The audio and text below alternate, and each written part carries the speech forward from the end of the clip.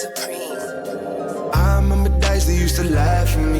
Used to show them on my records talking casually. Used to say it was a passion on my path to be. Then they told me that I couldn't, so I had to be.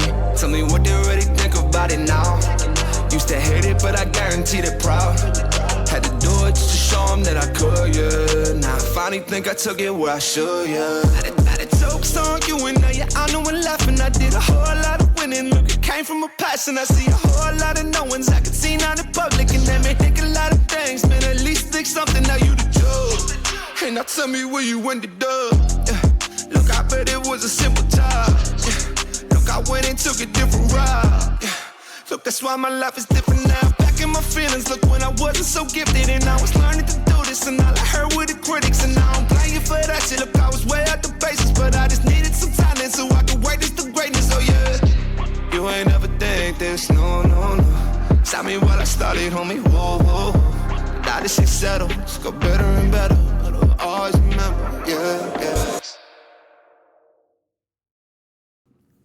Yo, welcome back to That1 Podcast. It's your boy. I'm in That1 studio at the house here in the man cave down underneath my house. I have I don't know if a lot of people know this, but I was when I podcasted back in the day, I started in my dining room. I didn't know what the heck I was doing. I just wanted to get going. I wanted to start. I was in my dining room, and I'm sitting there with the dining room Zoom on and all this. And my wife was just getting annoyed. My kids were getting annoyed because it was right off the kitchen, and I'd always tell them to be quiet.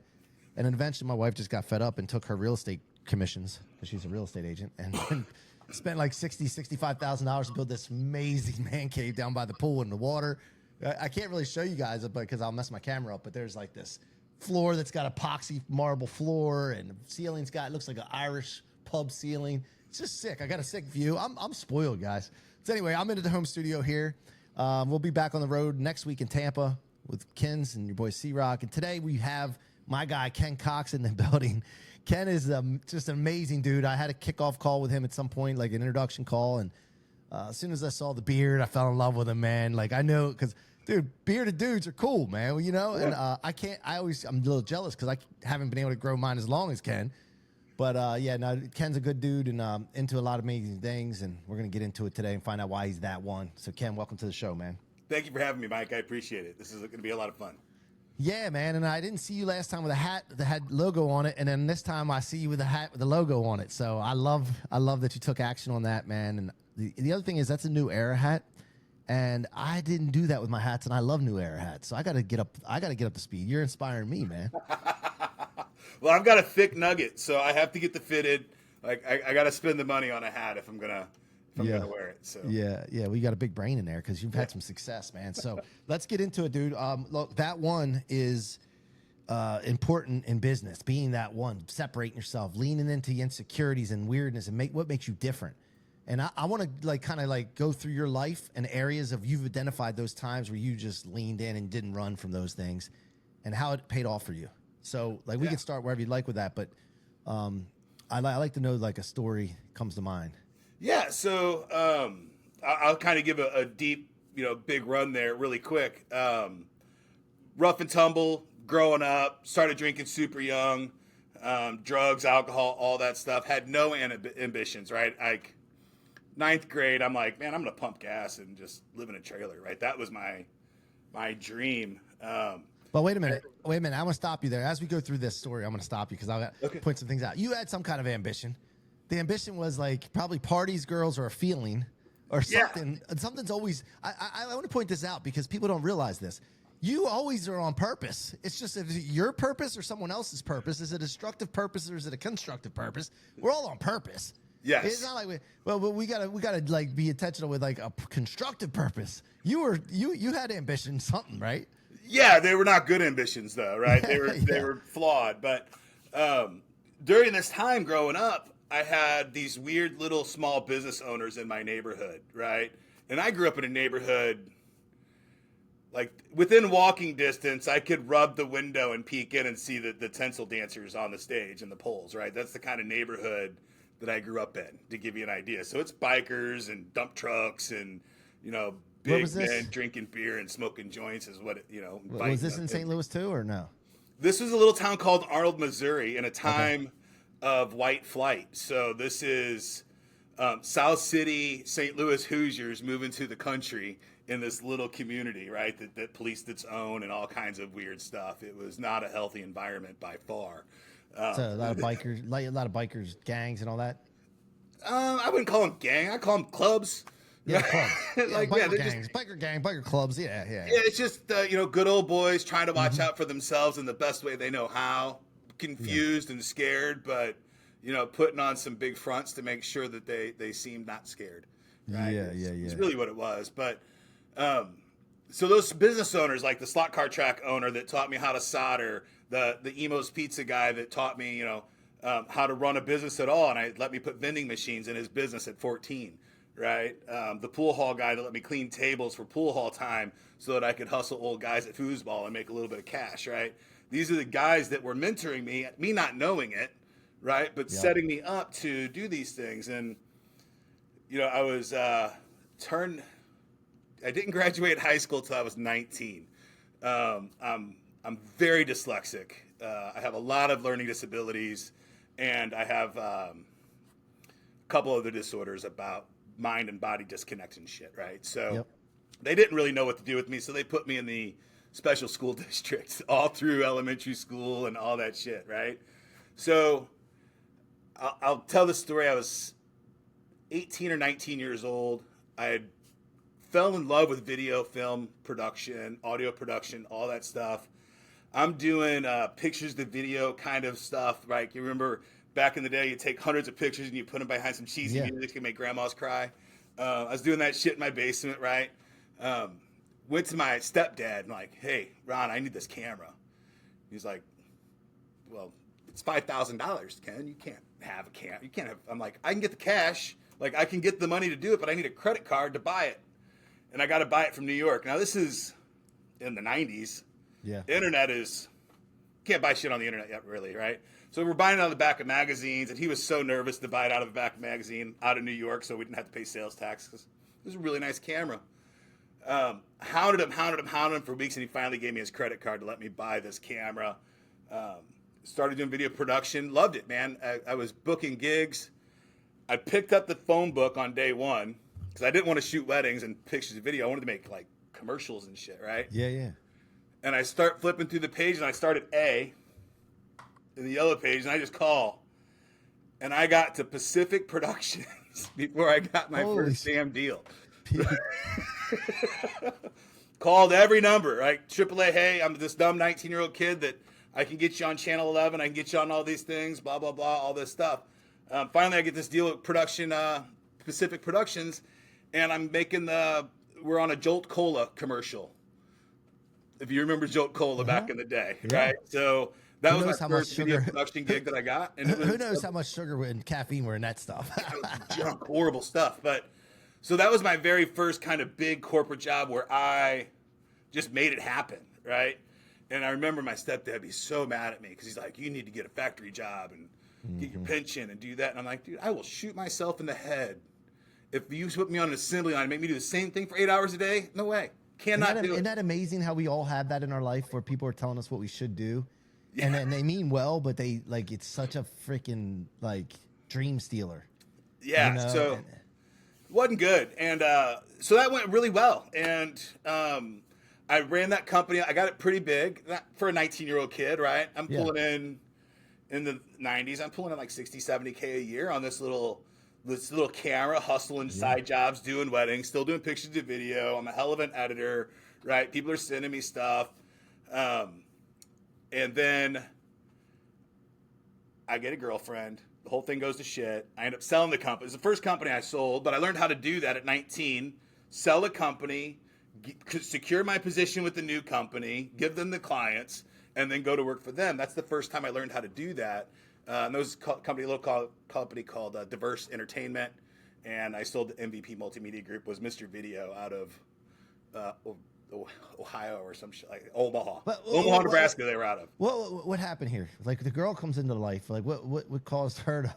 Are you blaming the girlfriend? No, I'm not blaming the girlfriend at all, but I am blaming the fact that I had better things to do than sit at my desk and call through the yellow pages. Yeah. More fun things to do. And I had to figure all that out, right? And that took me, about a decade. to figure out how to deal with business and women, right? And then I found my wife, and Well, so that girlfriend there at the time, is that your wife now? no, it is not. How did you meet that girl? Was it on a job that you were doing with I was the manager at that pizza joint that I had I had vending machines at. Okay. Right. Okay. So, and she worked there, and that's how we met. And then, things just kind of kept going. But then I left the pizza joint, started doing video all the time. Right. And we stayed together for a little while after that. Gotcha. Okay. I get how that works. Yeah. I mean, man, I had this job at the beach one time and in Ocean City, and I had to work bar backing, and I had a girlfriend at the time, and I thought I'll kick my coverage, honestly. I'm just being honest. I was like, I couldn't believe this chick was like into me. And I was like, man, I'm like, I don't want any other dudes. I was like, when you have that like mindset, you don't want other dudes like coming in when you're working and stuff like that. Right. You just don't know what's going on. I was immature, So I was at work, and I would always tell, hey, come visit me at work. Come visit me at work. But then I would leave. If she was out like down the street at this other beach bar, I would leave on my breaks, run down the beach and go hang out, have a couple shots, and then run back. And it's just like, I look back at that and like how insecure I was. Yeah. It's like crazy. But women will drive you like to different places when you're young. My wife now, I was a bartender at a bar called America's Pub, and she was a bartender at a bar called Ozzy's in the same mall, and she was at one end and I was at the other, and that's how we met. Yeah. And then on your breaks, would you pop over? Oh, yeah, it was disgusting. It was Yeah. horrible. We took so much advantage of those bars and management. But it was fun, and we were young, and we were learning stuff. It was a good time. Yeah. So then you sold this company, and then you had to work for them. So how did that change anything really for you with the situation?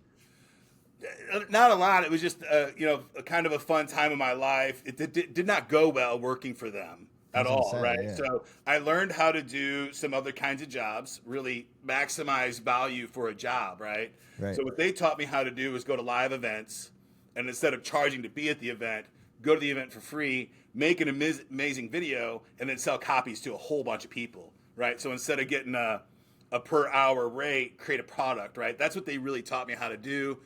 But they, this is the 90s. We didn't know about ASCAP, and the laws were not as easy to look up and stuff. So they got in some trouble for copyright infringement and stuff like that and I started learning a lot about law and like how to do business legally and things like that. Cause I've seen a couple people get in trouble, right? Yeah. And I've seen property get seized now, all of those things. So it got a little scary. But I love the entertainment industry, and I stayed in the entertainment industry until I was 24 years old when I went into IT. Yeah. Total accident that I went into IT. 100%. So any cool stories from the entertainment stuff? Like, what kind of entertainment were you in besides like?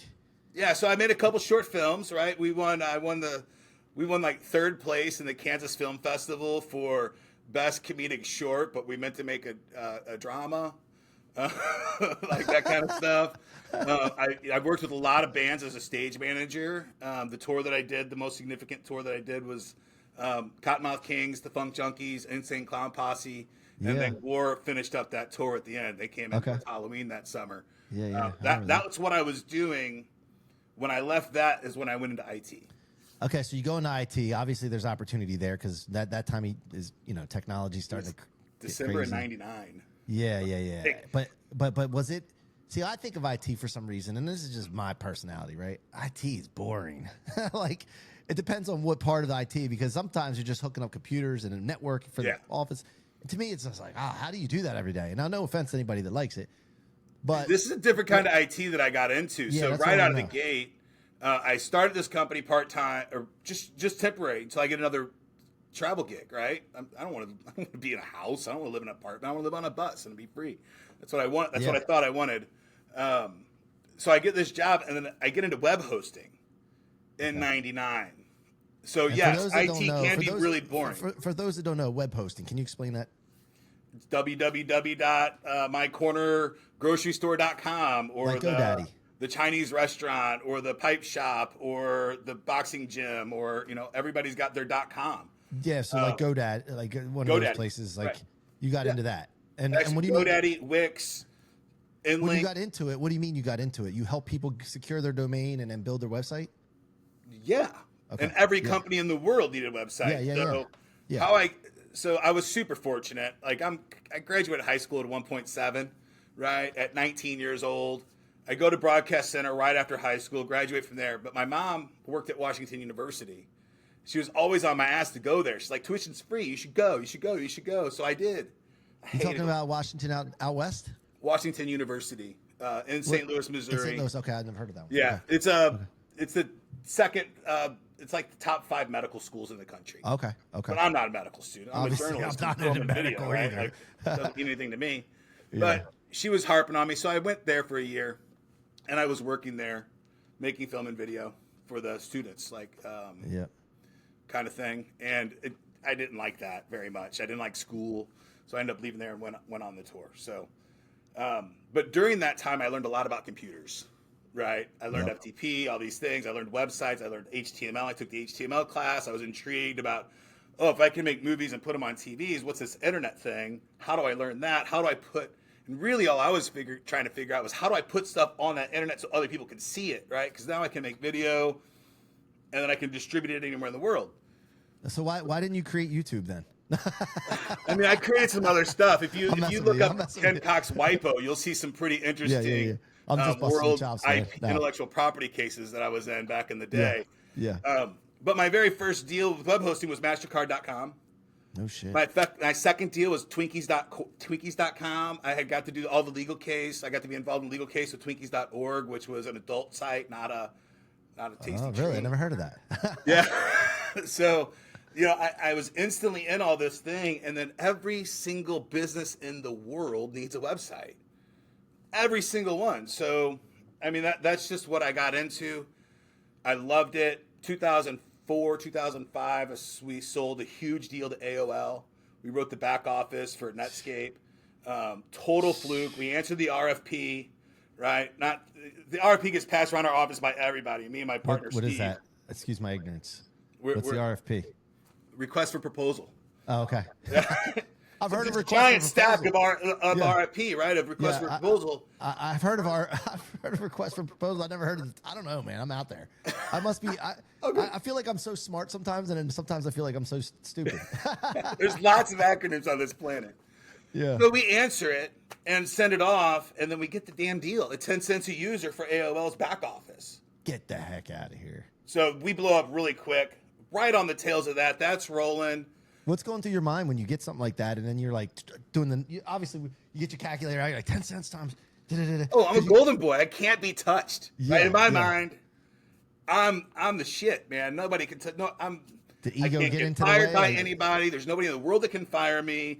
I'm crushing it. Everything I'm doing turns to gold. Were you partying back then? Oh, 27, 28, somewhere in there. Yeah. Partying my balls off every single night. Yeah. I'd already had the ups and downs of, I'm rich, I'm poor, I'm rich, I'm poor kind of stuff, living through that .com era. Getting stock options from being bought and sold through all of that stuff in 99 to 2001. 2001, I was done with it. And me and Steve and a couple other guys, that's when we started our current company. So we pitched Peabody Energy and we land that deal. So now we're hosting the largest coal company in the world. We've got the back office for Netscape.com. We're doing, we've got Clear.com, which was at the time a giant WiMAX company, just destroying life until 2016 comes up. Now, before that, who was with you at that time? Hold on 1 second. I want to pull somebody in here for a second, Ken, if you don't mind. Hey, Kens. Hey, what's up? Hey, we're actually, I'm recording, and your voice, I just want to let you know ahead of time. You're on That1 Podcast, the virtual, and I have the virtual. Nice. So can you say hi to Ken Cox for me? Ken Cox, what's shaking? How you doing? What are the timing of this, Ken? My co-host is usually only in the studio with us, and she happens to call right when we're doing a virtual. It's all good. Ken, this timing couldn't have been better. I just wanted to say hi. I saw you're calling, and Ken and I are learning about his journey and everything, and what makes him That1, and he's a client at That1 too. But you're live here, and I love it. Ken's just coming back from the Bahamas from a birthday trip. Ken. Yeah. That's right, Ken. So nice. I heard about Ken was going to be on the show. I was like, you know what? I'm out of the country, but I have to call in because he's a big deal and he's the man. So coming to you live from the Bahamas. What's going on? Not a lot. We're just having a good conversation. He said, "Don, not just having a good conversation. I know you can't hear him because I have the headsets on, but yeah, Ken's amazing. I'll connect you guys later, but I'll give you a call when we're done this episode, and yeah, we'll get you in some of these virtuals too, Ken's. Once I get this, okay? All right, keep killing it. I'll talk to you soon. All right. Bye, Ken. Have a great show, guys. All right, see you. Yeah, I didn't want to answer that. If I was usually calls come in, I won't answer them, but for her as the co-host, you had to say hi to you. That's about, you were able to hear her at least, so. Yes, I was. Yeah. Okay. So who was with you at that time before 2016 when you were doing this company? You had the back office of Netscape, was it right? Yeah. And who was and AOL and all that? Like, how many people did you have with you? Oh, about 700. No, about at that time it was about 150. Like employees and everything, team members and all that. Yeah. Yeah. So you guys were scaling. Okay. So in '99 to 2000, we were at about 700. In 2001, when we started Hosterian, we went from 700 to 4. Yeah. And then start like reboot, like hardcore reboot. You know, this is the 20-hour days, kind of grind. Grew that up to 30 pretty quick, right? After that .com bubble in 2001. Down to 700 to 4. Grew that to 30 pretty quickly. And then got that back up to about 170, I think, at the peak of the software development. We had everything running. We had the data center. We had 3 data centers at the time. What kind of revenue were like? What was the peak revenue into the company at the time when you were like at the top? I don't know what it was like back then. Peak company, we were 15, 26. 26 mil. Yeah. Yeah, well into the 8 figures. And because then nowadays that would be really pressing 9 figures probably if you think about it. This is like money dollar for dollar, you know. So I'll tell you, I want to point that out to people because people don't understand, like, first of all, the time difference in money, right? But then how you were able to scale that big, and then the roller coaster ride you went on, like 700 to 4, like that's emotionally that can get to you, man. Well, that was just chest pounding, right? Yeah. Like at the time, this is so sick. The mentality of some young men, and I was one of those young men. Yeah. Like the pompous attitude bullshit that I had standing on this side when we're firing 680 fucking people. Yeah. Like that's I don't know that I have it in me today to go through that again. At that time I was like, yeah, bitches. Yeah. I'm staying and you're going. I understand, and we're gonna crush this. But it was a ton of fun, and I had a blast. And you know, at the time, it was my partner, my co-founder, Steve. He's passed away. You know, we had Rick with us, and he's not with us anymore. And then that original 4 is gone. Yeah. Right. The financial partner there is still with me. Brian, he's been a phenomenal resource, right? Having a strong financial partner in any kind of endeavor like this is big. But he was our largest customer at the time, right? So we partnered with our largest customer. Our largest customer was CDM Fantasy Sports. If you remember, if you did fantasy sports, you did fantasy sports in the 90s, early 2000s, you were doing fantasy sports with CDM, right? My first episode with our first interaction with fantasy was the USA Today had, I think it was USA Today. Yeah. And they had a thing, and you could like pick your players on there. I forget how I did it. I don't even remember if I called it in or if I mailed it in. And that was all CDM on the back end. Yeah. Okay. Yeah. I don't even know how I did it. I can't remember now, but I was pretty good at it early on. I was like, damn, Randy Moss was like playing back then, and I was never a sports guy, but I could do the tech, right? And I could do that stuff, and I could keep the infrastructure up. So that was him. That was their finance guy that was in that company. My financial partner, my CEO is Brian Matthews, and he was the founder of CDM Fantasy Sports. And during this whole time, like, he's the one that brought Major League Baseball to the Supreme Court and made all sports statistics public domain. Right, it was a big deal because the NBA or MLB said, "Oh, you can't do fantasy sports anymore. You got to license these statistics." But once somebody hits a home run, that's history, and that's now part of public domain. That the statistics aren't owned by anybody. Right. So Okay. So then 2016, you mentioned 16 hits. Steve has throat cancer. He's dying. He's leaving the company. He's the president at the time. I'm the vice president. I get diagnosed with liver disease, alcohol related. Ken, you're going to die in 2 years if you don't quit drinking. Damn. In that 1 year period, Peabody Energy files bankruptcy. Arch Coal files bankruptcy. Sprint buys Clearwire. Right? All of my big money customers are going away, and they're going away quick. Brian said, I'm going to be doing a lot of business in this world still, and we're not filing bankruptcy. Like, Brian, we got leases on buildings and fiber and copper under the ground all over the freaking world, man.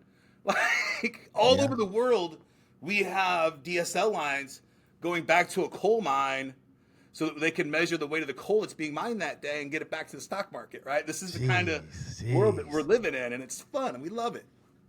Our feet are on the desk, and we're not trying to sell anything because we're done. Like, we're coasting until retirement is what we're thinking. But Steve passed away. I got liver disease. Everything in the world seemed to fall apart. And Brian's like, Ken, either we'll fund the shutdown. We'll find partners to get all the customers to move happily to. We'll shut down and sell the building, or you can figure it out. And I'm like, well, shit, let's figure this out. Let's go, right? And I was 2017. I was upside down by $4 million a year. Right? Like it's a scary thing to wake up to every morning. How the hell did you dig out of that? Day by day, man. And I couldn't. Well, I had a lot of relapses, right? Because I'm an alcoholic. Or was an alcoholic. A lot of relapses, lots of problems. My wife has been a rock for me the entire time. God bless her soul. She's still with me, at least for now. We hope we stay that way to the eternity. Did you have to go to rehab or go to AA or anything like that? I used a program called Smart Recovery. My first run in AA, I was 13. 13 years old? Yeah. Holy cow. 13, I got arrested for borrowing a car and having too much flowers with me. I got arrested at 13, and they sent me through AA. They sent me through this thing called Tough Love back in the 80s and 90s, where your parents could lock you out of the house if you were late, which I loved. Kind of world. So I'm not a huge fan of AA. It works for a lot of people, but I am a huge proponent of self-identification, and I'll be damned if you stand up every day and tell yourself you're an alcoholic. Guess what you'll be? You'll be a fucking alcoholic for the rest of your life. I agree. I was just talking about this the other day, like labels you put on yourself, you'll live out. So Ken, I got to share this with you real quick. So I grew up with a lot of brokenness around me. Alcohol, drug addicts, depression, anxiety, suicide, all this stuff. My grandmother, who ended up committing suicide on antidepressant and anti-anxiety pills. I noticed when I was about 8 years old, she used to tell herself this story all the time, and she would tell me and everybody around her, like, that would listen, why she was like this. Parents were alcoholics, and it was so clear to me. I was like, you're labeling yourself this, and then you're going out living this. Why don't you just change that thing? Yeah. So I agree with that, and I don't want to disparage anybody that has AA, it's worked for them, whatever. But like the one thing, like you said, you're the first person I heard say this. It's big. I mean, this is why my book's in every prison in UK right now, right? Yeah. That's why they're putting it there, because it's self-identification. And so one of the things that I did immediately after my liver disease failure is I found a boxing gym. I ended up buying the boxing gym so that I could make sure it stayed there for me, because I realized really quickly, if I don't have this, I'm dead. Yeah. Right? There's no doubt about it. In an effort to keep that boxing gym open, I had to figure it out, right? Yep. While I'm figuring out all this other shit, I'm deciding I'm going to open this boxing gym, right? Best decision I've ever made, right? It kept me busy, kept my mind going, all those things. But I had to figure out how to keep the business open. So one of the things we did was we started a youth team. And at first it was just kind of playing around with mitts and stuff like that. But then I started getting kids that wanted to compete, right? Yeah. Hey, I want to compete. And I'm like, okay, well, let's try to figure that out. So I go through, I'm an IT guy, but I went through high flow coaching for neurotransmission. I got my boxing coaching certificate. I took all these classes and all this stuff. And one thing that I learned during this NLP and this neuroflow, all that stuff, is that it's a lot about self-identification. Yeah. Right. So I had to teach these goofy 8th graders to go from a goofy 8th grader that's got a touch of autism, getting bullied at school, and I got to bring this kid into a boxing ring in front of 2,000 or 3,000 people in shorts and a wife beater and fight somebody, and it's win or lose. It's battle. I don't care if they're 10 years old. It's battle. Yeah. They're going in there, they're battling. They got people booing them. They got people cheering for them. And that is a mindset that will just destroy a human. So I had to figure out how to do this. And one thing that I learned really quickly is that they had to identify as something. So I created a set of core values, and I get them to identify as gladiators. Cuss Right? did That's what you this are. really well with Tyson. Right. You're fighting for other people's entertainment. That's what you're doing. You're a gladiator. And we put that language into them, and transformations happened, man. Like, these kids really changed. It didn't change how they acted or anything. You could literally see it would change who they were as a human. Like, they're powerful. They're not scared. They're not timid. They're beingness.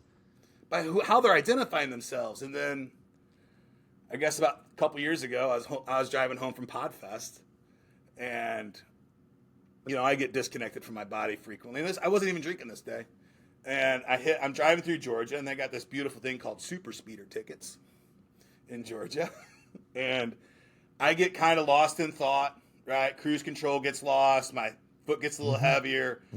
Next thing you know, I'm getting pulled over, doing like 96, something like that. Yeah. Cop obviously does not like me. He thinks I'm a fentanyl dealer, all these things.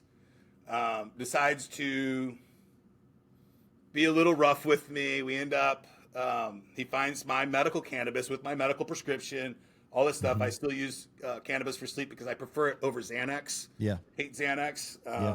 And I need to sleep. So he arrests me. I get 2 weeks waiting for the judge, sitting in Taylor County, Georgia. I end up convincing him at some point to let me out before the 2 weeks, and I stop, and I'm in relapse mode, right? I didn't go to jail for drinking, but I'm in relapse mode hard, and I stop at the gas station, and I buy 2 tall boys, and I start to drink one, and I'm like, this can't be who I am anymore. And at that moment, it all clicked. I'm like, well, I identify as a fucking alcoholic. Yeah. Like, I have all the problems of an alcoholic. Yep. And I just really took all the shit that I've been teaching these kids and put it inward, and it absolutely, all the cravings, all the bullshit, all the misery, all that shit went away. Yeah. Right? What year was this? I don't even know. It was 2001. Okay. Somewhere on there. Yeah. Yeah. Wow. So, but then the struggle, I'm like on this journey now for 7 years, miserable. Yeah. All the time miserable, fighting this thing, right? This invisible thing of addiction. I'm fighting it the whole time. And until I said, I'm not an addict, I'm a sober gladiator, right? And that's how I'm going to live my life. And what's that look like? And I fight for the things that are important. I fight for small business owners. I fight for my wife. I fight for my family. I fight for these things that I really find important. And my entire, how I felt about myself, everything changed immediately. Yeah. Yeah. I mean, this is right up my alley. Like 100%. You step into who you want to be and just start being that person. Thoughts, words, actions, environment that you keep have to all be aligned with that being that you want to be. Yeah. And then you start seeing the results. And but the whole world's telling you something different. Yeah. Right. Yeah. They're telling you to do something different. Yep. So, and that's, we need more people telling people that they can do it. And one of my favorite lines in the planet, or of being a human, is that although I cannot predict my next thought, I sure as hell can choose it. Yeah.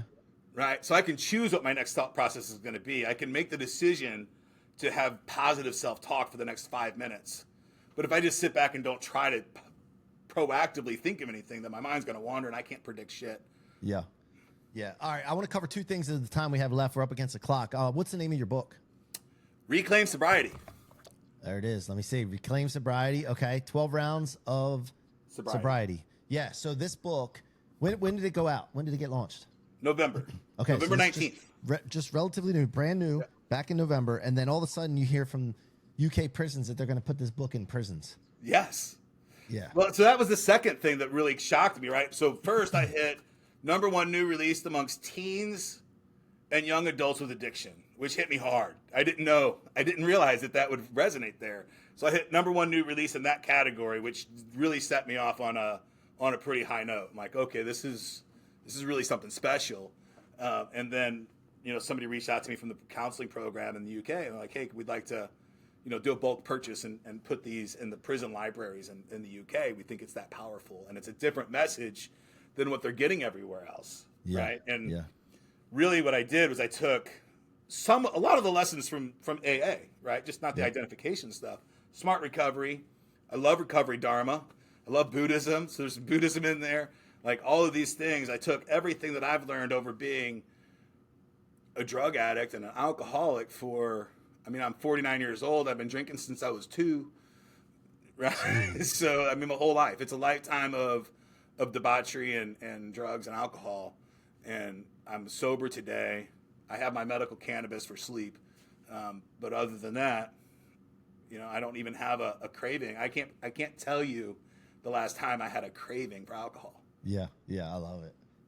I was talking to my wife. We were watching a show on Netflix, and these people had a party, and they were all hungover the next day. And I'm like, and the one lady rolls over to her husband and says, "Don't say it," and he says it anyway. He goes, "Was it worth it?" Because she was like miserable. And I'm like, you know what? That's so true. Like, was it worth it? Now, I had some good time. I'm sure you did too. Like, had some blasts, right? Yeah. But it's always short lived, man, and you got to pay. You got to pay for it. Dad used to say, "You want to dance, you got to pay the piper." Right? You can't. So, and you're gonna pay for it soon or later, right? The yeah. damage that I've done to my body, the liver disease, the emphysema, all that shit is it's not gonna make the end of my life the best place to be. Yeah. So then, what are you doing now? Talk to us about InLink. InLink, I love. It is so I've taken everything that I've learned over my life as an entrepreneur, business owner. I'm taking the same tools that I use to launch Reclaim Sobriety, same tools that I use at Box STL, the same tools that we use at Hosterian to gather leads and build clients and those things. So we partner with Go High Level for our CRM back office. Yep. We have over 62 snapshots that are free for our users to use, right? They can import them right in. We're talking, solar, HVAC, electrician, dog kennel, all of those snapshots. We're giving them away. You can download them. Those are the funnels. We're taking all the limits away from websites. Unlimited websites. Buy a domain name, you get another website. You need another funnel. Click the button, you got another funnel. All of those barriers are gone because I know that you've got to change a lot in business and you got to try a lot of different things. And you're not going to knock. I know a couple people that knock it out of the park on the first swing. At least they tell me it was the first swing. Yeah. I doubt it. Yeah. But you're going to take a lot of swings. You try a lot of different things. So I wanted to remove all those barriers. So we partner with Go High Level. We have the 61 different industries that we wrote snapshots for over the years. We're giving those away. They're already written, right? They're just part of the program now for you. Install them. One that I'm really excited about is podcast hosts, right? We got a CRM for podcast hosts, 2 different funnels, one to get clients and one to get sponsors, right? The whole thing, the one that we use to grow Clicks and Bricks podcast to a #1 worldwide podcast. Took all of those things, and then we took the Office product that we've been building with Open Exchange that is comparable to a Gmail, Google Drive, Google Sheets, like all those things. We have all of those things in InLink. But the big caveat there is that privately held. We're a group of about 30 men and women. We're all here in the United States, and we don't have to answer to the stock market. So I can make the absolute statement, not a claim, that I will never sell your data. I won't do it. I will not give your data to any government unless they have a search warrant and a subpoena for me, right? I just won't do it. It's your data. I'm just the shepherd of that data, right? And I've been a shepherd for data for lots and lots of companies for a very, very long time.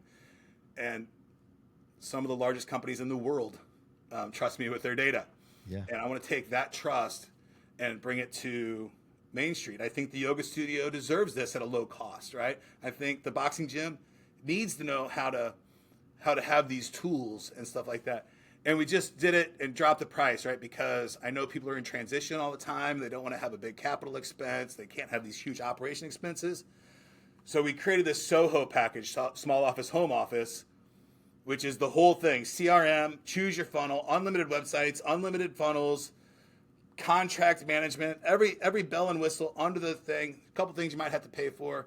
If you kick up AI employees, you have to pay for the transactions that they do. You have to pay for your phone numbers, right? A little bit extra for there. But it's $197 a month with 5 office accounts. And for the year 25 at inlink.com/Soho, it's $97 a month. Yeah, you can't beat that. And I just took every bit of everything. I mean, I'm putting Yext in there, the premium subscription to Yext inside your CRM, because I believe that every single small business in America needs to have their directory listings done properly, deployed properly, so that they can be found on the maps, because that is the holy grail that you're gonna say, Alexa, where is the closest Thai restaurant to me? And that's got to be in your got to be directory, there, right? Yeah. And they need those tools, and they're what about AI directory? Like instead of SEO, like AIEO. AI is a huge deal, right? You got to start. For AI. They figured out way quicker than the AI is faster than algorithms. Yeah. It's better at catching shady shit. So we are in an era. I mean, we're in so many cool eras, man. This is living right now. It's amazing. Most people don't even realize how freaking cool it is to be living right now. We're in the digital art renaissance. We've democratized intelligence. Intelligence is like really good intelligence is $20 a month, or really free for those people. I mean, I've got a professor in my pocket. That's, before you had to know what questions to ask the computer, know how to talk to it, but now it's just a companion, really, and you can set these AI employees up to go do stuff, and you have to be on the internet to have AI know about you. Yeah. What you put on your websites and what you put on your social media is what you're training the AI bots on you. Yep. So it's just what it is. And if you have inconsistent data across the internet, you're in trouble. Yeah. Right? If you've got one phone number on Amazon directory and one number on Google directory and one different number on your Facebook profile, AI is going to get confused, and they're going to put somebody else in the front of the game. They're like, that person, it's 3 different things. It's not one thing. So they're not nearly as big as they are. So consistency on the internet, consistent messaging is going to be very, very important with AI and indexing. Love it. Well, Ken, thank you so much for joining us today. Where can people go deeper with you? Where do you want to send them? KenCox.com is the easiest place to learn about me. And if you want the deal for 2025 for the $97 Soho offer, inlink.com/Soho, SOHO. Let's go. Ken, thank you so much for being here. Thank you for your trust in us at That1 Agency to work with you to get your message out, man. It's a privilege and honor. Thanks, and I'm looking forward to going deeper with you for after this as well. So absolutely. All right, man. Thanks for being here, guys. Go check out Ken Cox. Thank you for being here. You can check us out on your favorite podcast platform, as well as the Motivation Success Network, which is like the Netflix for personal development and entrepreneurship. Go check that out. Shout out to Dennis and his team over there at Motivation Success. Until next time, be that one.